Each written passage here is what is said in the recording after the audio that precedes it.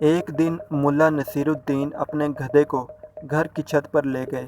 جب نیچے اتارنے لگے تو گدھا نیچے اتر ہی نہیں رہا تھا، مگر گدھا نیچے اترنے کا نام ہی نہیں لے رہا تھا۔ آخرکار ملا تھک کر خود نیچے آ گئے اور انتظار کرنے لگے کہ گدھا خود کسی طرح سے نیچے آ جائے۔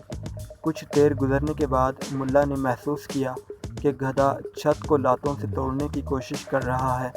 ملا پریشان ہو گیا کہ چھت تو بہت نازک ہے، اتنی مضبوط نہیں کہ اس کی لاتوں کو سہ سکے۔ دوبارہ اوپر بھاگ کر گئے اور گدھے کو نیچے لانے کی کوشش کی، لیکن گدھا اپنی ضد پر اٹکا ہوا تھا اور چھت کو توڑنے میں لگا ہوا تھا۔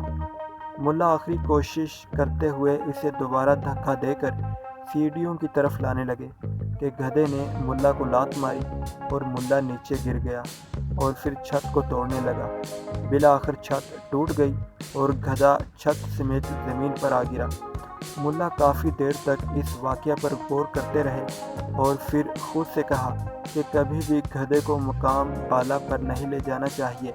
ایک تو وہ خود کا نقصان کرتا ہے، دوسرا خود اس مقام کو بھی خراب کرتا ہے، اور تیسرا اوپر لے جانے والے کو بھی نقصان پہنچاتا ہے۔